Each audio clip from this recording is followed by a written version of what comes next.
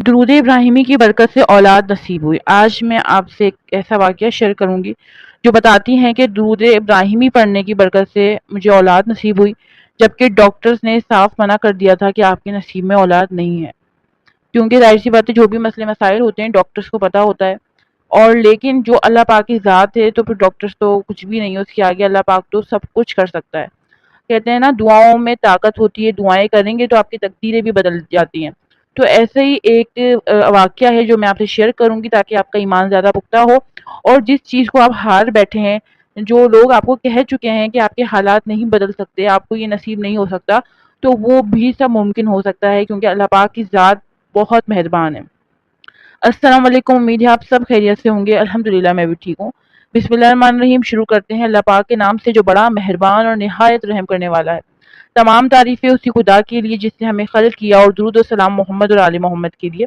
Channel پہ new ہے تو ضرور سبسکرائب کر دیا کریں، لائک کر دیا کریں، کامنٹ ایک اچھا سا کر دیا کریں، اور عمل کرنے سے پہلے کامنٹ میں اللہ اکبر ضرور لکھ دیا کریں۔ یہاں میں کچھ مسئلوں کا ذکر کروں گی۔ مشہور ڈاکٹرز نے کہہ دیا تھا کہ اولاد نہیں ہو سکتی، یہ اپنی کہانی بتا رہی ہیں۔ تمہاری جو مرضی کر لو اولاد نہیں ہو سکتی، بہت لمبا علاج کرانا پڑے گا، تب بھی شاید والی بات ہوگی۔ مطلب ڈاکٹر نے کہا کہ آپ کو بہت لمبا علاج کرانا پڑے گا، اور ظاہر سی بات علاج کے لیے پیسہ بھی چاہیے ہوتا ہے۔ تو انہوں نے یہی کہا کہ آپ کو نہیں ہو سکتی۔ مجھے لگتا ہے کہ یہ درود ابراہیمی کا اثر ہے کہ آپ اللہ کی رضا میں راضی ہونے کی شروع کوشش کر دیتے ہیں۔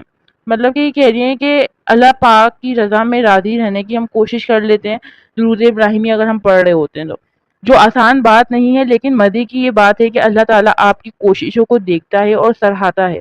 تو جہاں ڈاکٹرز کہتے تھے کہ اولاد نہیں ہو سکتی، اللہ تعالیٰ نے اولاد کی نعمت سے نوازا۔ درود شریف کی برکت سے میری جھولی بھر دی گئی۔ بے اولاد ہونا ایک بہت بڑا امتحان ہے۔ وہ لوگ اس کیفیت اور درد کو بہتر سمجھ سکتے ہیں جو اس امتحان سے گزرے ہیں، جو ذہنی اذیت ہوتی ہے اور جو لوگوں کی باتیں اور طعنے سننے پڑتے ہیں۔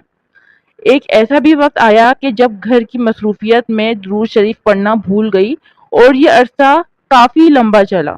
لیکن یہ انسان کی کمظرفی ہے کہ وہ اللہ کا ذکر بھول جاتا ہے، لیکن اللہ اس کو یاد رکھتا ہے۔ وہ تمام نیتیں جو درود شریف پڑھتے ہوئے موجود تھیں اس عرصے میں، کہ جب ذکر بھول گئی تھی تب بھی اللہ نے عطا کیے رکھی، بلکہ خاص طور پر ایسے وقتوں میں کہ جب آپ کو سمجھ نہیں آ رہا ہوتا کہ آپ کے ساتھ کیا ہو رہا ہے اور کیوں ہو رہا ہے۔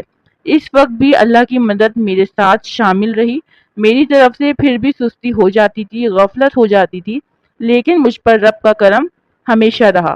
درود ابراہیمی کی برکت یہ بھی ہے کہ انسان زیادہ عرصہ غفلت میں نہیں رہتا، بلکہ اسے جلدی احساس ہو جاتا ہے، اور وہ پھر سے درود کی راہوں پر، شریعت کی راہوں پر، احکامات الہی اور عشق رسول کی راہوں پر لوٹ آتا ہے۔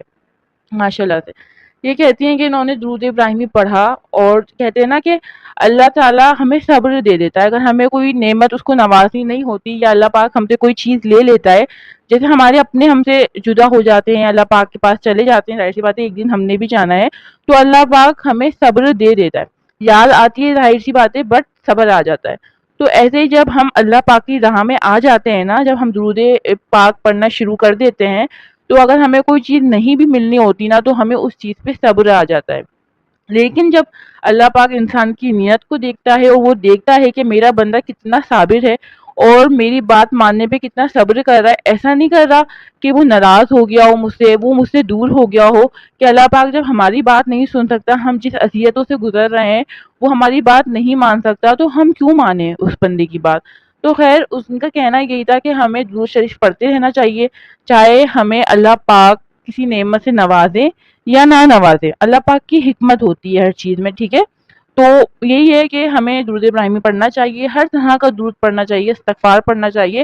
اور انہوں نے یہ بات بھی بہت پیاری لکھی اور بہت اچھی طریقے سے سمجھانے کی کوشش کی، کہ جیسے کہ جب ہمیں کوئی نعمت مل جاتی ہے، اللہ پاک کسی ہمیں نعمت سے نواز دیتے ہیں، تو ہم اللہ پاک کی جو رسی کو اتنی مضبوطی سے ایک ٹائم میں تھامے ہوئے ہوتے ہیں، تو وہ ہم تھوڑی سی کھینچ لیتے ہیں، ہم تھوڑی غفلت برت لیتے ہیں۔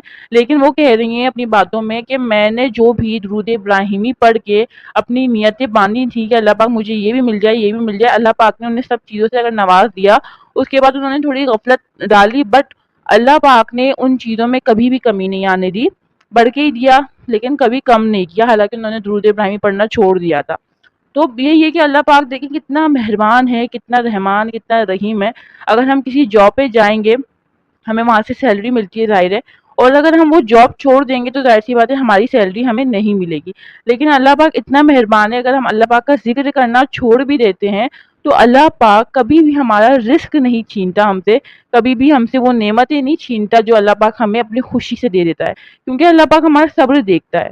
تو یہی بات ہے، ہمیں کسی کسی لمحے، کسی کسی پل، کسی کسی ٹائم ہمیں صبر کرنا چاہیے، کیونکہ صبر کی رسی اگر آپ نے تھام لی تو آپ فتح پا جائیں گے، ظاہر سی بات ہے، کیونکہ اللہ پاک کو صابر بندے پسند ہے، صبر کرنا پسند ہے۔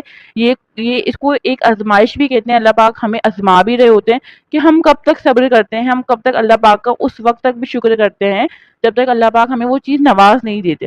تو ہمیں ہر طرح ہر پل شکر ادا کرتے رہنا چاہیے، کیونکہ اللہ پاک کو شکر کرنے والے بندے بہت زیادہ پسند ہے۔ اس لیے آپ کی کوئی بھی پریشانی ہے، کوئی بھی ٹینشن ہے، تو آپ درود پاک کا ورد کرتے رہا کریں۔ کوئی، میں یہ نہیں کہہ رہی آپ کوئی مخصوص درود پڑھیں، کوئی سا بھی درود پڑھیں، چھوٹا پڑھیں، بڑا پڑھیں۔ درود پاک ہمارے بہت سارے مسائلوں کا حل کر دیتے ہیں، بہت سارے ہمارے جو مسئلے ہم گھرے ہوئے ہوتے ہیں وہ سب ختم کر دیتے ہیں۔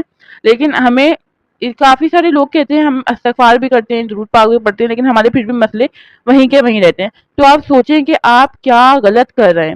اگر آپ کچھ غلط کر رہے ہیں اور آپ درود پاک پڑھے جا رہے ہیں اور آپ چاہتے ہیں کہ آپ وہ ہماری دعا قبول ہو جائے، چاہے کچھ بھی غلط کرتے رہیں، کسی کی حق تلفی کر رہے ہیں یا کسی کا حق کھا رہے ہیں یا اور دیگر کچھ بھی غلط کام کر رہے ہیں، تو آپ اس کو ترک کر دیں۔ اگر آپ اپنے میں دیکھنا چاہتے ہیں کہ آپ کی دعائیں کیوں قبول نہیں ہو رہی، تو آپ سب سے پہلے یہ دیکھیں کہ آپ اپنی لائف میں کون سا کام غلط کر رہے ہیں۔ جو بھی کام غلط کر رہے ہیں آپ اس کو ترک کر دیں اور پھر دیکھیں اور پھر درود پاک پڑھیں، تو انشاءاللہ تعالی آپ کی ساری دعائیں قبول ہوں گی۔ ٹھیک ہے، تو امید کرتی ہوں آج کی ویڈیو پسند آئی ہوگی۔ چینل پہ نیو ہے تو سبسکرائب لازمی کر دیجئے گا، کامنٹ کر دیجئے گا، شیئر کر دیجئے گا۔ ملتے ہیں نیکسٹ ویڈیو میں، خدا حافظ۔